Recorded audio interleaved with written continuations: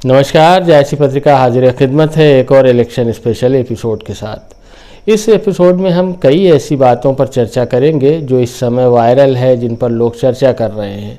उनमें सबसे बड़ी बात यह है कि कल जब भारत जोड़ो न्याय यात्रा का आखिरी दिन था, जो डी.वाई. पाटिल स्टेडियम मुंबई में ख़त्म हुई, वहाँ बहुत ग्रैंड प्रोग्राम रहा। कांग्रेस की तरफ से पूरा इंडिया गठबंधन वहाँ मौजूद था।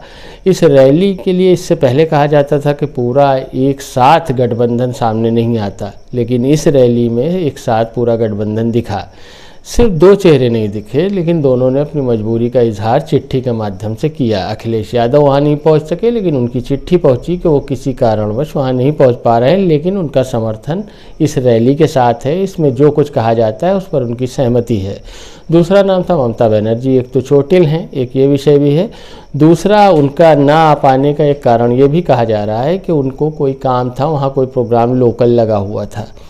तो ये बात थी। बाकी पूरा इंडिया गठबंधन एक साथ एकजुट नज़र आया। रैली में भीड़ बहुत थी, और जिस तरह से कांग्रेस लीडर्स कहते रहते हैं, ख़ासकर राहुल गांधी कहते हैं कि उनकी भीड़ को, उनकी रैलीज़ को, उनके एजेंडे को मीडिया कवर नहीं करता। तो अगर आपने वो रैली नहीं देखी, या आपके टीवी स्क्रीन पर या मोबाइल स्क्रीन पर वो आपको फुटेज नहीं दिखाई दिए, तो ये वाकई सोचने वाली बात है कि इतना बड़ा ग्रैंड आयोजन अगर आपको नहीं दिखाया गया तो ऐसा कैसे है, क्यों है? आखिर विपक्ष के लिए कोई स्थान है इस राजनीति में, इस लोकतंत्र में, या नहीं है? उस रैली में एक बात बहुत ख़ास राहुल गांधी ने कही है। हालांकि दो बातें बहुत चर्चा का केंद्र बनी हुई हैं। एक बात तो ऐसी है कि जिस पर आदरणीय प्रधानमंत्री मोदी जी ने भी उस पर रिटेलिएट किया है, और राहुल गांधी की उस बात को काउंटर करते हुए एक रैली में सवाल उठाया है। पहली बात मैं शुरू करता हूं, मगर आपको ये बता दूं कि राहुल गांधी के रवैये में बहुत बड़ा बदलाव हम देख रहे हैं।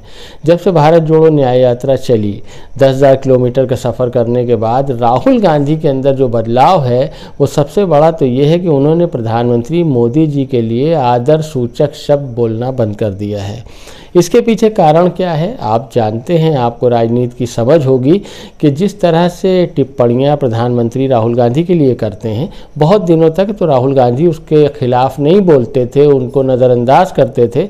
लेकिन अब सूरत हाल ये आ गई है कि राहुल गांधी मोदी कहते हैं नहीं कहते, मोदी जी कहते हैं नहीं कहते, बल्कि कहते हैं मोदी कहता है, मोदी करता है, मोदी ऐसा है, मोदी वैसा है। यानी साफ जाहिर है कि राहुल गांधी अब इस लायक प्रधानमंत्री को नहीं समझते कि उनके लिए आदर सूचक शब्द इस्तेमाल किए जाएं।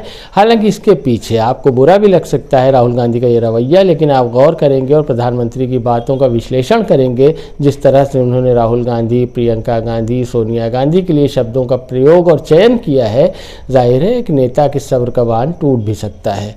सबसे पहले हम ये भाषण राहुल गांधी का आपको सुना रहे हैं कि जिसमें राहुल गांधी ने प्रधानमंत्री मोदी जी के लिए कुछ बातें कही हैं जो पूरे देश में चर्चा का विषय है। मैं आपको बता रहा हूं,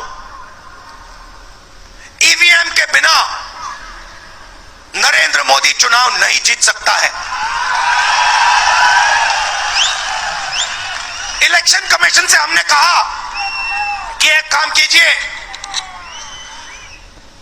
विपक्ष की पार्टी को ये मशीनें दिखा दीजिए, खोल के हमें दिखा दीजिए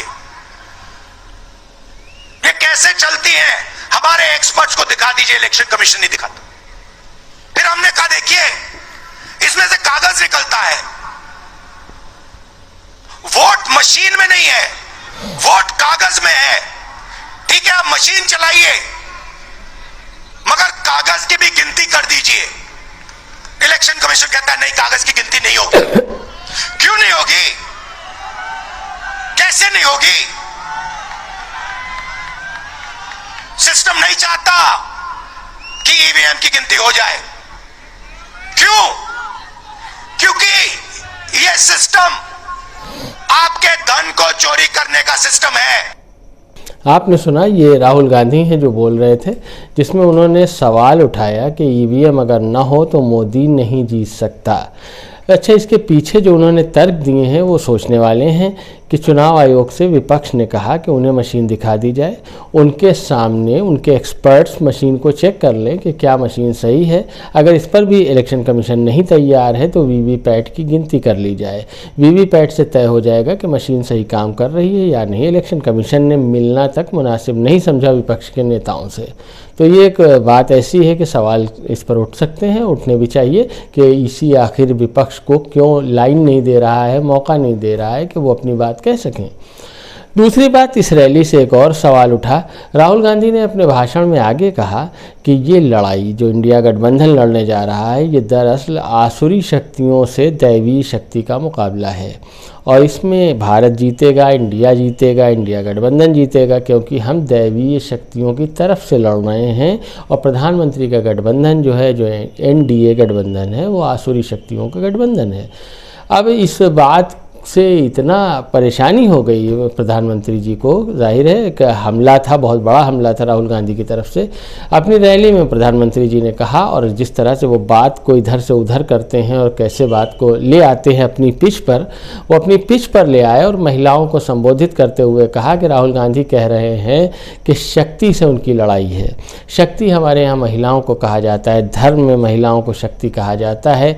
महिलाओं से लड़ेंगे, महिलाओं से उनका मुकाबला है, महिलाओं को कमज़ोर करना चाह रहे हैं। इस तरह से उन्होंने बातें कही, रैली में तालियां बजी, ये सब हुआ।